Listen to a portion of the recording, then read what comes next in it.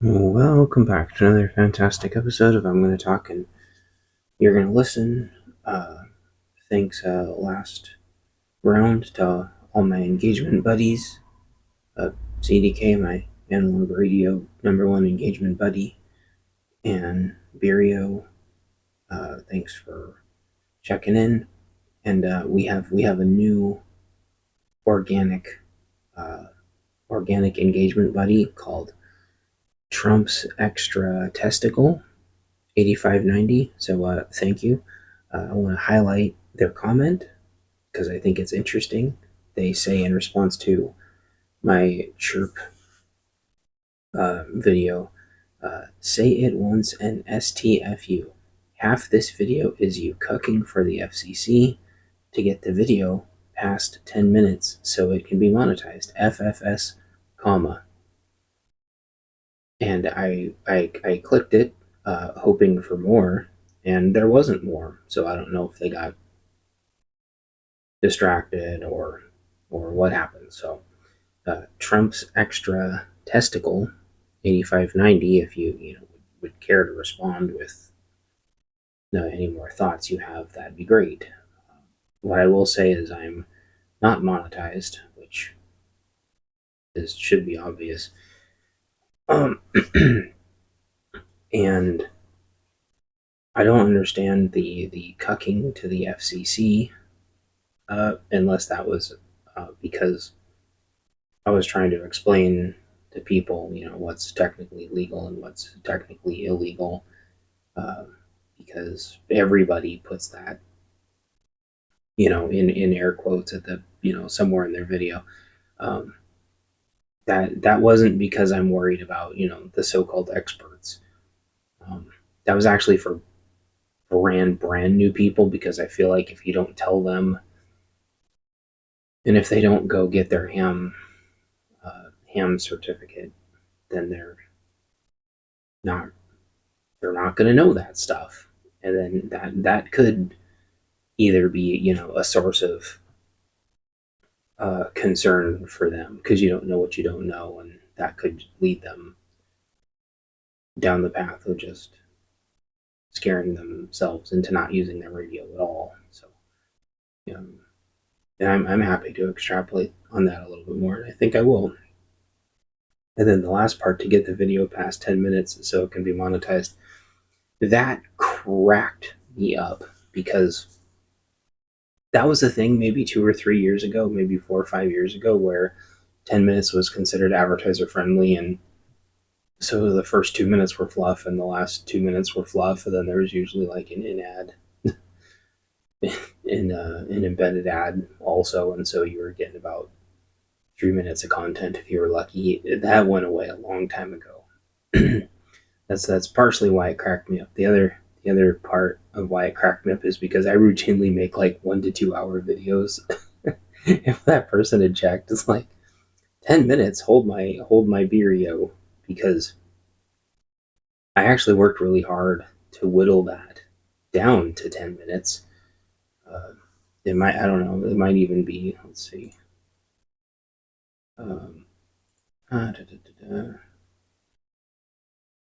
12 minutes and 44 seconds. I think that was originally like a 20-minute video, because I was complaining a lot about how I wished, I hadn't had to say a bunch of that stuff. Well, I cut all that out, and I got it to sub 13 minutes, which is pretty good. I would have liked to have had it under 10, but there's a couple things that you got to just explain in case there's newbies. I think Not a Rubicon did a video a while back explaining it. I think it's called Why He Doesn't Have a Ham License. And I think if I had seen that video first, I probably would have explained it a little bit differently, and instead of FRS, I would have had GMRS. But like, FRS and GMRS share some of the same frequencies. It's really stupid. And so my options were like, do I over explain this for half an hour among a couple of other things, or do I just do kind of like a high level? And I think what had kind of thrown me for a loop is I had expected to be able to find more open examples of these IMG files, these pre-programmed chirp templates. I had expected to find tons of them, and so I was going to just say go on the Google and just find one. And I was interested, which is why you should always do your own research. I was interested to find that they had all been wiped out. And so fast forward, I was helping another friend with a BFF8 HP Pro, and that is an update to the BFF8 HP. It's 8 watts instead of 10, and it has zones. Oop, mail. Man, I don't know what it is. The mail likes to stop outside my house and not give me packages. Anyway, I think it's like a safe, maybe it's a safe place for them to turn in while they check their systems. Anyway,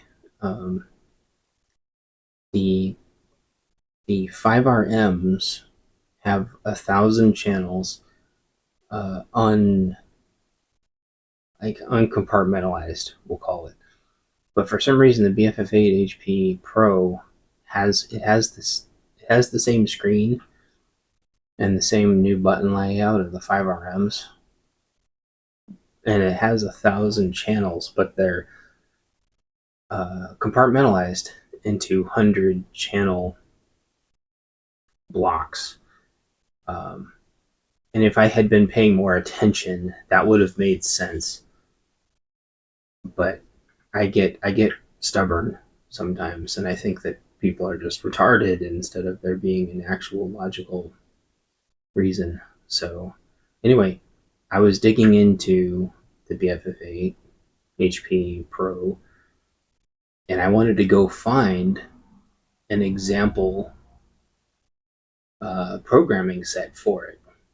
And I was actually able to find one after some digging, and I was really surprised. But it makes sense. It's a newer radio. But I wouldn't expect a normal person to be able to go hunt around and find that. Part two of that is I wouldn't expect them to know that if you put it in chirp, you don't see the zones. But if you put it in the proprietary software specific for this radio, which is like a VTech CPS program, you can see the zones, which is pretty cool. I didn't know that. It makes me wonder if the 5RM has proprietary software that shows the scramble settings. But because I was looking in the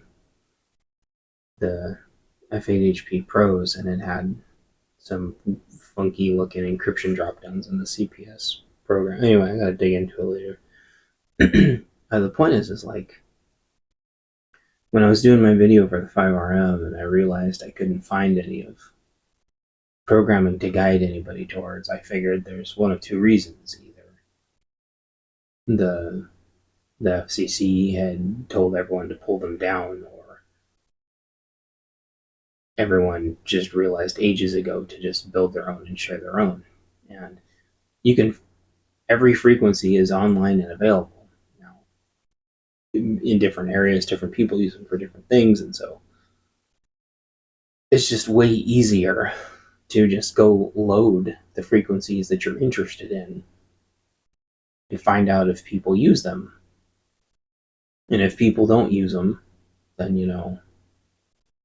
I don't want to see like they're yours, because they're not. But in an emergency, if that's what you decide to use and you're in the middle of nowhere broadcasting on low frequency, the chances of anyone knowing is like near zero.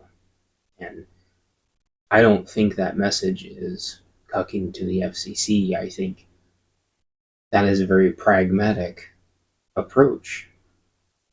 But that's also why you need a primary, a backup, and an alternate, because you could be out in the middle of nowhere and all of a sudden there's a bunch of like forestry surface on your channels, or there's a bunch of loggers on your channels.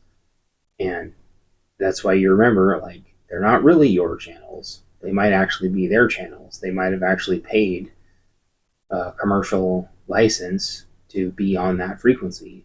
And then you have to not interfere with their work and go find a different frequency that's not gonna bug anybody that's trying to be a functioning member of the employed society. Um, that's why radios are such like a high trust, um, high respect tool. It has nothing to do with freedom of speech. It has everything to do with trolls having a captive audience and deciding to just fuck with loggers that might be out trying to coordinate pickups. Your freedom of speech doesn't mean you get to go fuck with those loggers. I mean, besides trolls, I could see like maybe eco terrorists doing something like that, but that would be so obnoxious, and it would force them to have to go get better radios and digital and encryption and yada yada. That's just like, it's just so overkill. Instead of everyone just being like in a high trust, high respect environment, so we could all, dare I say, coexist. There's only a limited number of frequencies, so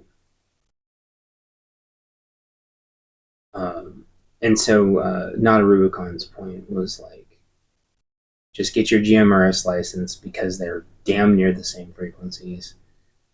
And so the point I'm getting to is that I should have just put GMRS frequencies in there and not FRS and confuse people, but I hadn't thought that far into it. But again, like I said, GMRS and FRS share channels, so I didn't want to. It was already confusing enough, and it would already be confusing enough to a new person, especially if you just go and look up the channels yourself and just again plug in the FRS and GMRS ones yourself if you want, and then you'll be like, oh, some of these overlap. I think that pragmatic knowledge transfer is infinitely more helpful to new ham operators or just new radio owners in general who are trying to separate like the facts from the fiction and the sad hams and the fear mongering, and at the end of the line, at the end of the day, there's so many things that can just play into radio interference in general, which is the FCC's whole job, is dealing with radio interference and people misusing comms. You could use a radio in a channel, your frequency, your entire life, and never bug anybody and never have anybody bug you, but then you're in a valley and you get up on a mountain, or you get up even on a really high hill in some cases, and you hear 7 different conversations on the same channel, the same frequency at the same time. None of them can hear each other, but you could hear all of them. And then you realize that like the reason why FRS and GMRS work as well as they do on blister packs is because they're only at like a half watt. That's how they keep from stomping on each other. That's why they don't sell those as higher wattage. Because you're usually just chirping somebody really, really close to you, or you're in a city where, unless you broadcast on a monster, you're not punching through the next wall with your radio anyway. Internal walls, yes. External walls, no, because like these concrete, steel reinforced buildings, like not a lot of frequencies are getting out of them, which is even cell phones still have an insanely hard time with. Especially these newer cell phones that are just so pathetically weak. So I don't know. I err on the side of, practical, reality, because you're predominantly going to be trying to learn your radio a little bit, and then you're only going to be using it in emergencies. And if people psych themselves out, um, with all this, fear mongering, um, you're never going to use it. Now, you do have to also, besides being on top of a hill, you have to be way more savvy if you're in a city, because there's going to be 18 different construction groups working at the same time. And this is when that, commercial license, reserving your channel is really important, because, if there's 18 different construction workers, working groups going on at the same time, they might, especially if one of them is up on a crane, they might actually be high enough to actually like screw with 2 or 3 other construction sites. So they do need to be on different frequencies. They need to be on, radios that are pretty tight, so they don't bleed over to the other channels. So if you're in the city, and let's say you're in a protest, or you're in, a riot or something, and let's say there's dueling protest groups and both sides are running radios, for internal comms and for directing the marches, let's say, like half your channels are going to be, half your frequencies that are available are going to be eaten up. I mean, there are no mystery hidden frequencies. You buy a scanner and you hit the button and it's going to find them all. It's going to find every single frequency. And I don't know. I err on the side of sharing that, for new folks, and I knew a lot of people were going to see that video, and so I just wanted to cover that. So that's I love over explaining things too, and I wanted to cover that in a future video anyway. And like 5 people are going to listen to this, but you might think it's interesting. So yeah. I think my primary topic today, I think, was going to be about motivation. It looks beautiful out, but it's like 50 degrees, and the sun is shining and the birds are chirping, but this still isn't like spring weather, and we're in mid-April. This is like still like late winter temperatures, because it's still getting like in the low 40s, high 30s at night. So planting things out there is super sketchy. You're like right on the edge, of what's safe to plant out there. If you're planting anything above ground. And so I put corn in yesterday. I didn't soak the corn kernels like you're supposed to, but I'm kind of not worried about it because I didn't do it last year either.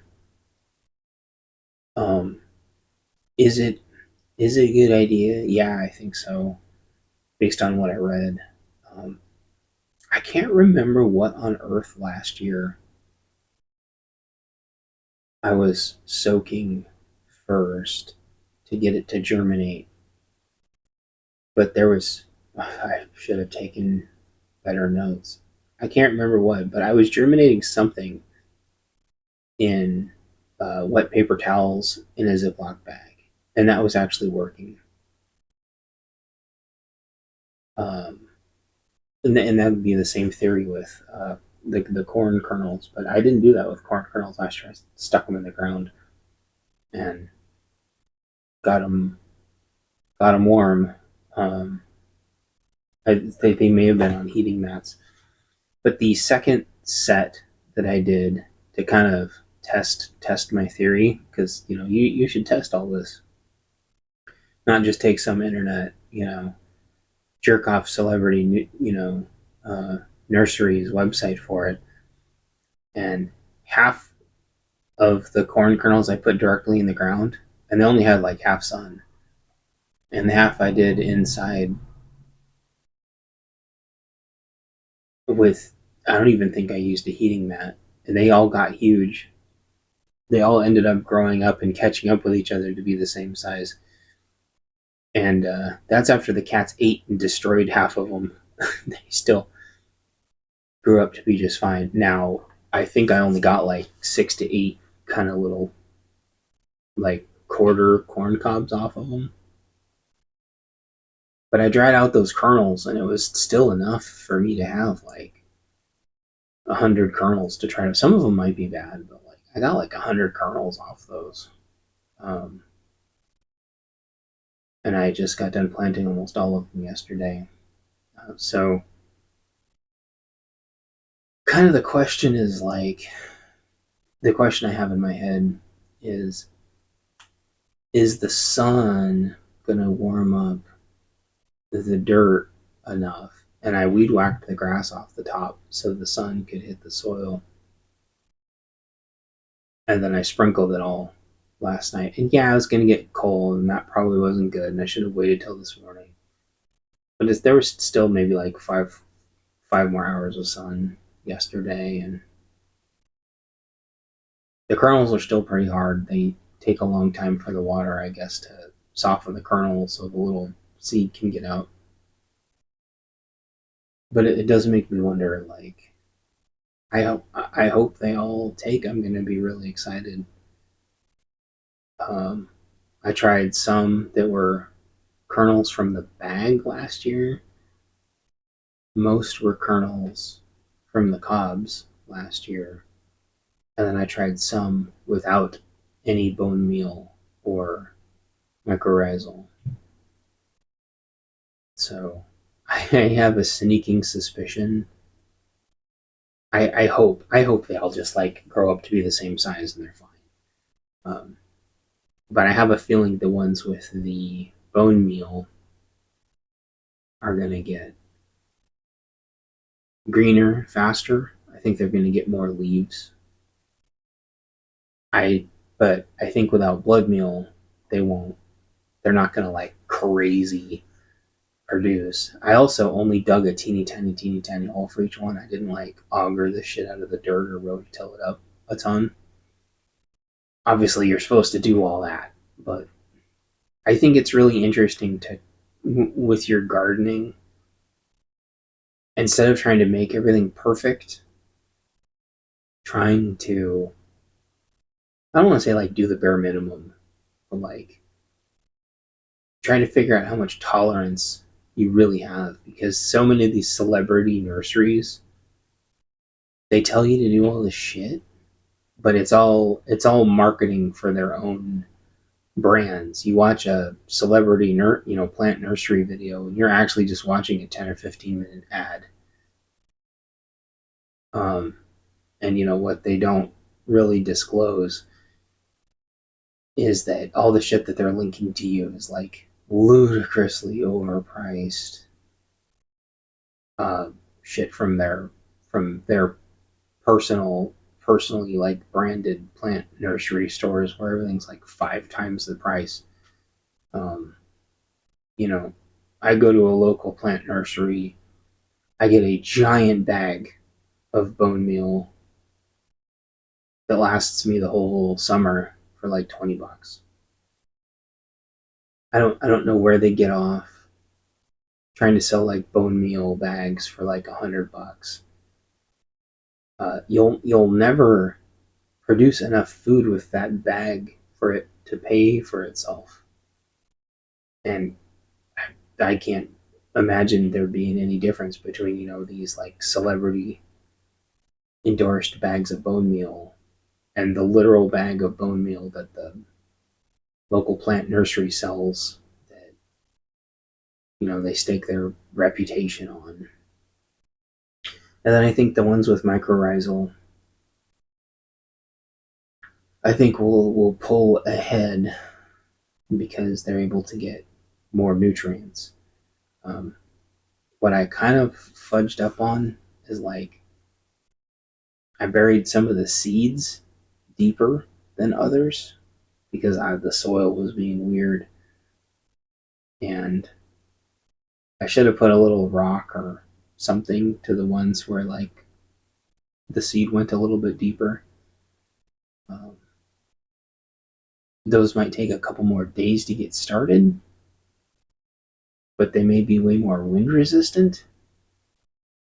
I'm not sure. I still haven't pulled out the stalks from last year to see how deep the deep the roots go. I mean, invariably, like the question here is going to be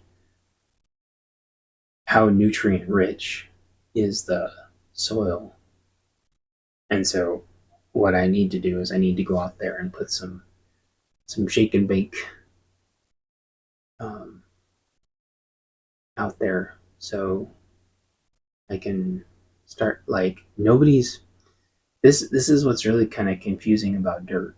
Like it should be aerated, it should be fluffy, it shouldn't be like smushed down clay, dirt, mud stuff. And like all the dirt here is like smushed down mud, like compacted mud.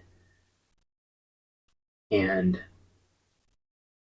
I don't know if anything can natively grow in it besides grass. Um, Obviously, I've got trees and bushes in it, and they're all coming back.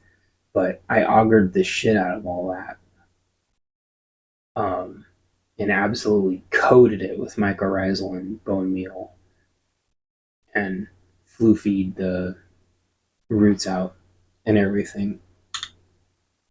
And so I've had really bad luck in the past just slapping a potato in the dirt or potatoes seem to like really fluffy dirt.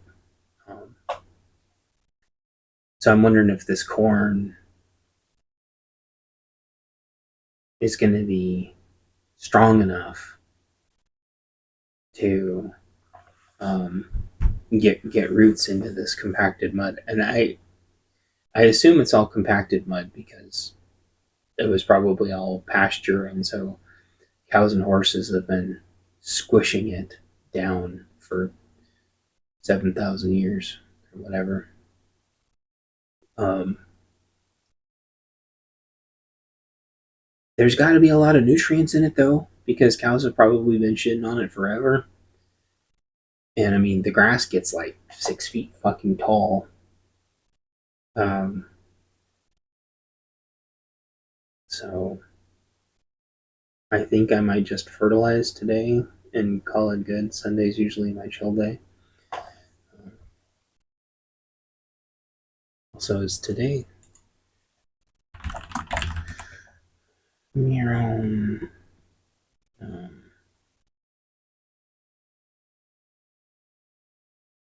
is today Easter? I'm still confused about that.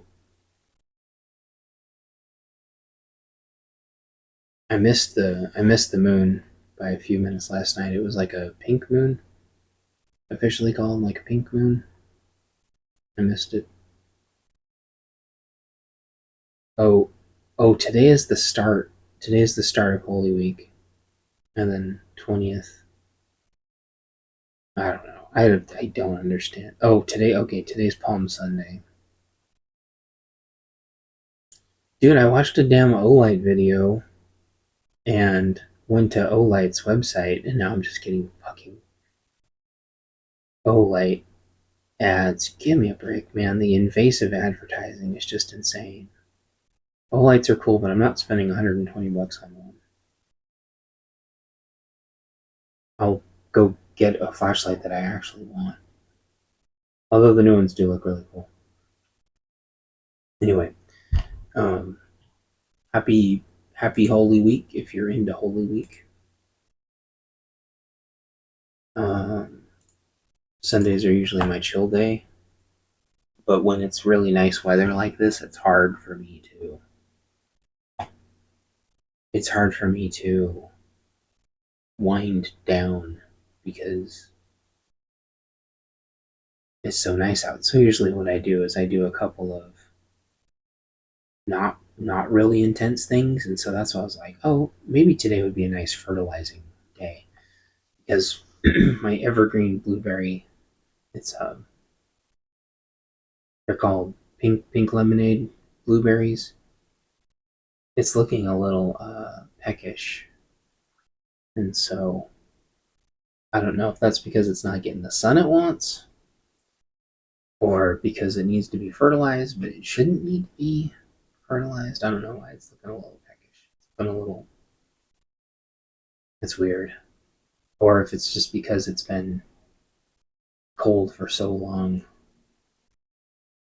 that it really wants that warmth to get it going. The huckleberries on the other side haven't woken up at all, so I'm afraid that I've lost my huckleberries.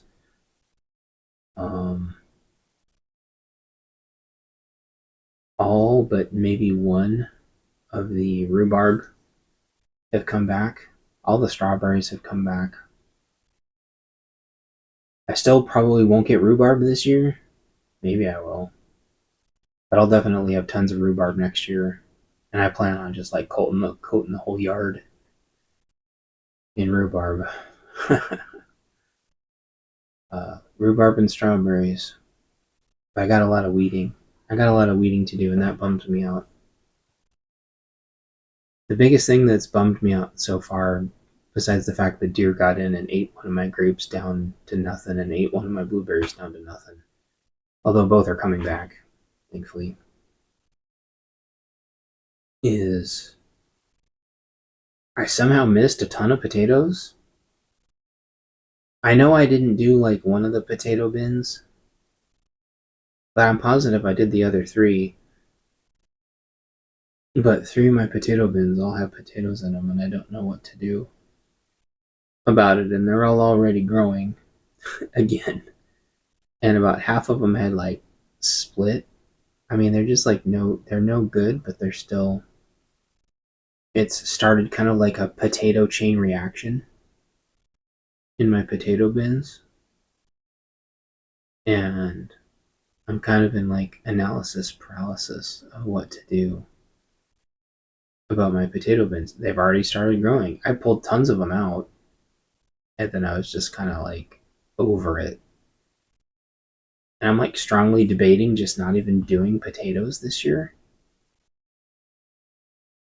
because I didn't eat any of my potatoes last year.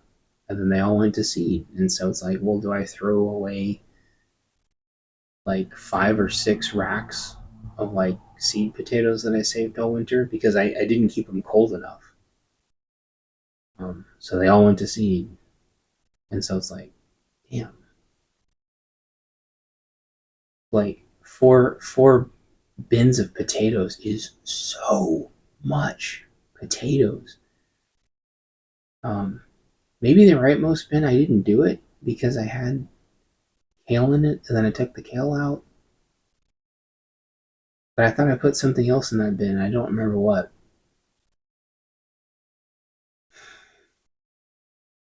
I don't remember what I put in after I took the kale out. I'm like, this kale is insane, and so I just went and put it in like a lid, and then it all died off. And it all came back like twice as big. Because I'm like, I don't want the kale to take up my potato bin if they get like this big, and especially if I'm not eating it. Um, Man, I don't know. A lot of my strawberries died off though, but some of them made it. I just got to weed. So I don't know. I a big part of me wants to just like rip out all the potatoes and just say F it. Um, it's dumb, but it's like so much easier and cheaper and more affordable, and I mean in terms of time, to just go buy a ton of like super cheap dehydrated potato flakes for dinner than to like fuck around with potatoes. Um, but then the other part of me like, well, if the shit hits the fan, those potatoes are like a massive insurance policy. And so that's kind of how I've been thinking about it, is like, do I keep putting the potatoes in because the potatoes are just like a forever revolving insurance policy? Um, and that's where my brain has been at. It's like, well, at least we'll have some food because potatoes are basically unkillable, um, and they just keep themselves going forever. But I do think it's interesting that like the second year they kind of get blistery and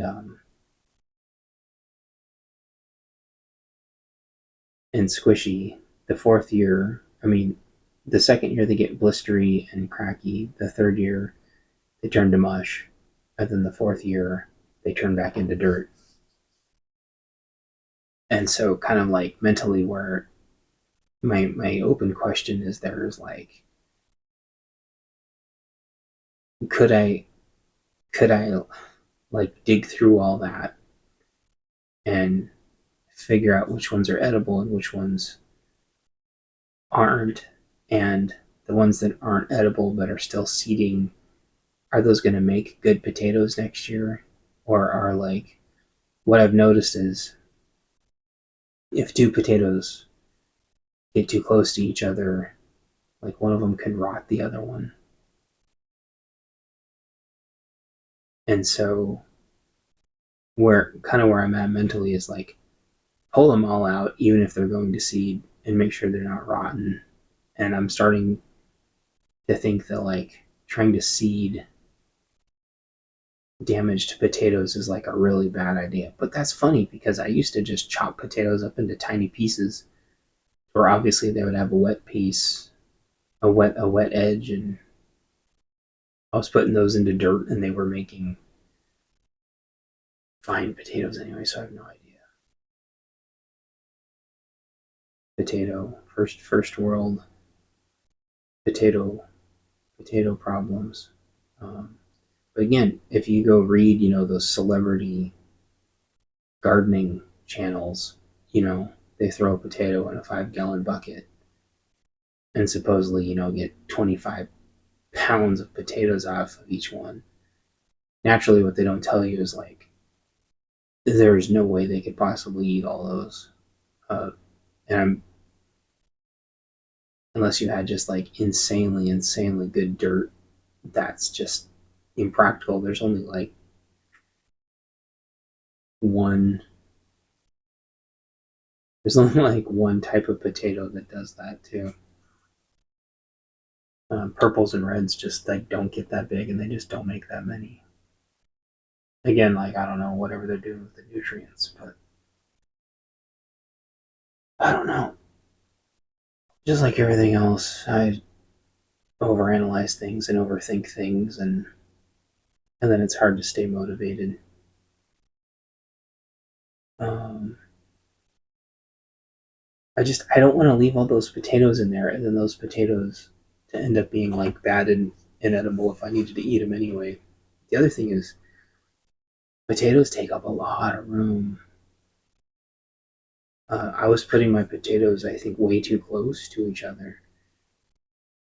Um, I also kind of want the potatoes to be organized a little bit better, so I have all the purple ones in one, all the red ones in one,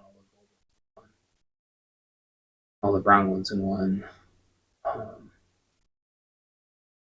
and then at least I would be knowing that I would be looking for the same potatoes every year. And then maybe I'll just toss the rest out and be done with it. And if I pull the potatoes out and they survive me sticking it in the other one, then maybe that's what I go for. A lot of work though, just to kind of be OCD about potatoes. And the other thing is like, you're just never gonna find them all. Some of these potatoes go so deep, you never find them. When I first started this experiment, I was having potatoes that were going down like a full foot straight down, and I think that's why like the 5-gallon bucket potato thing is honestly like if I had to do it all over again, I would just do like the 5-gallon bucket thing with potatoes. I don't think I would mess around with bins, because you got to just be able to drop it out and make sure you get all the potatoes. So that's not going to be a today thing, because I don't want to go that hard. But I might fertilize and I might go weed a little bit. I really want it to warm up though. I thought it was going to be warming up today, but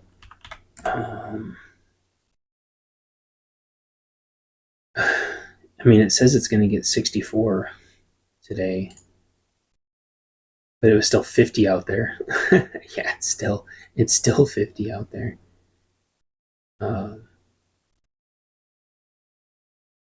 Maybe it's going to warm up at like 2 o'clock. So maybe I'll chill for a little bit longer. And I'm just tired of working out there in the freezing cold. Like, it's not fun. Gardening outside should be fun. It shouldn't feel like work. I always just imagine Harvest Moon, if you've ever played that game. Harvest Moon is a great game. And I go outside and I turn on my music and I just pretend I'm playing Harvest Moon. And it's great. But you know, I throw a hoodie on, and I eventually warm up. But like the first hour or so is just like, it's not like miserable, but it's just enough of a chill with the wind to be like, okay, it feels like going from 60 degrees to 50 degrees back and forth every 5 minutes and doesn't feel fun. But the wind, you know, there's a little bit of a breeze out there. Yeah, I'm not going to dig through the potatoes today, but I'm going to weed. I'm not ready to do the planter box yet. But all my tomatoes and half my cucumbers have germinated, and I'm going to go. I'm going to build kind of like a little. I have one of those like pop up greenhouse thingies, and I'm going to go put them in there. That way they can get huge without me having to worry about the cats destroying them all like last year. Who knows? They might not, but I kind of think they want to. They love attacking green plants. It's their favorite, especially chewing on the corn. That was their favorite. They loved those corn plants. Man, oh man. But I'm going to try to use the little pop-up. I'm not going to set it up today though, because the tomatoes aren't quite there yet. But the funnest thing to do with tomatoes is you just keep letting them let them get taller and taller and taller, and then you just keep mounding up the dirt more and more and more and more and more, and then they're the kind of plant that makes more roots from the stem if there's dirt around them, and it'll just keep making more and more roots over and over and over and over and over, and it just keeps anchoring itself, and it can just keep getting more nutrients over and over and over and over and over, and turns your tomatoes into absolute beasts. And that's what I'm going to be doing, and those are going to go in the new planter box that's going to have pretty much full sun. The tomatoes are going to have their own, and we're going to set up like really, really, really strong lattices and these kind of big Swizzler, sticky, twisty things that we have that I got from last year. I'm going to get more of those and kind of wraps around instead of doing tomato cages.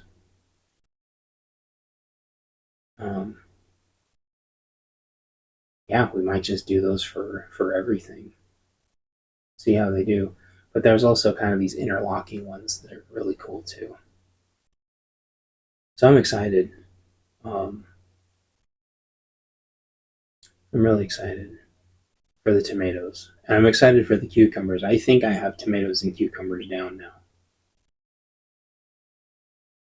So that's why they're getting their own. Well, at least the tomatoes are getting their own special enclosure. The cucumbers did fine in partial sun last year.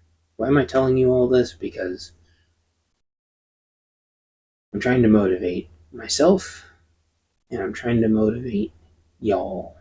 Um, it starts with just trying one thing and then a little bit at a time and work your way out. You don't have to do it all in one day. Do an hour here, an hour there, and eventually you'll get there. It's a marathon. It's not a sprint. Um, Especially with the climate being weird the way it is. Last year we scrambled to get everything in on April 1st, and everything almost got wiped out.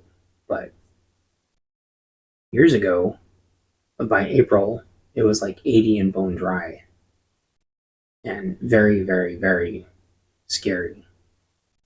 So I think there's nothing wrong with keeping things indoors for a little longer and waiting till mid-April till you're sure. And like last night, it got to the low 40s. So being sure that you're not going to wipe out all your sproutlings that you worked so hard on. Making sure you have a greenhouse that's not going to go flying into the stratosphere when there's these freakish spring windstorms as the summer and winter fight over which season it's supposed to be. So I'm going to try to keep this greenhouse indoors and then use a battery and LED lights. And it's going to be dark in there besides those lights, but it's going to be warm. Should be warm in there and dry. And I'm going to do that tomorrow though. So I think I've sufficiently worked myself up to get her done. So hang in there, everybody, and don't let people talk you out of getting prepped. That's the main thing. I guess, do I want to talk about like tariffs really quick? Interestingly, Orange Man backed down from tariffs for phones and computer stuff, but prepper things. Several other channels much bigger than mine always do like the things that you should get. Ugh. And it's almost all it's always like the same bullshit. But you should get, if you've been sitting on a knife for a long time, not literally sitting on waiting for a knife, get one. If you don't have any and you need a good one, get one. Um, knife radio, because once knives and radios are gone, your options become very, very limited. The US knife makers run out of inventory really fast, and then you won't get one. Interestingly enough, and I don't know how this bullshit logic works, but the 5RMs are on some kind of limited time deal where they're $20. And if you buy two, they're actually under $20 a piece. So I'll remind everybody of that. If you didn't get 5RMs last time, they're usually between like 50 and 55 for two. I've seen them as high as almost 60 for two. But sometimes they'll have extra widgets and bits and bobbles. But you don't need all that. I mean, you should get, a couple of programming cables, but yeah, get yourself a pair of 5RMs while they're on sale. And I bookmark these things and I check them a lot. That's what one of my friends taught me, Mr. Locktard. Check the prices of things a lot. You'll be shocked at like how much prices fluctuate, and then all of a sudden they'll shoot up, but then all of a sudden they'll be unavailable, and that'll be that. That's happened to tons of stuff that I've had bookmarked in the past that I unfortunately sat and waited on. So I'll throw this in the chat. I'll throw this down in the comments. And thanks for hanging out, and I appreciate y'all. And I'll talk to y'all later. Bye. Leave me alone, I'm in my garden. Leave me alone, I'm in my garden. Leave me alone, cause I'm in my garden. I really love this surprise.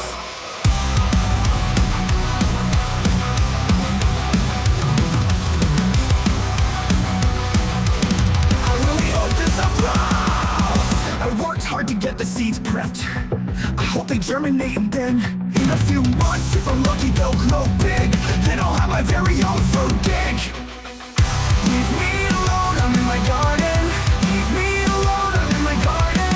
Leave me alone, cause I'm in my garden. I really hope this stuff blows. I know everything has to go perfect, right? I've worked hard for dirt, fluffy and light. I need the sun to be nice and bright, then get my ass out to water every night.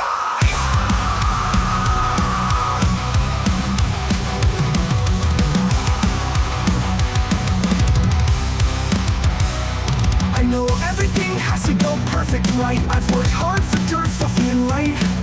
I need the sun to be nice and bright, then get my ass out to water every night. Leave me alone, I'm in my garden. Leave me alone, I'm in my garden. Leave me alone, cause I'm in my garden. I really hope that stuff grows.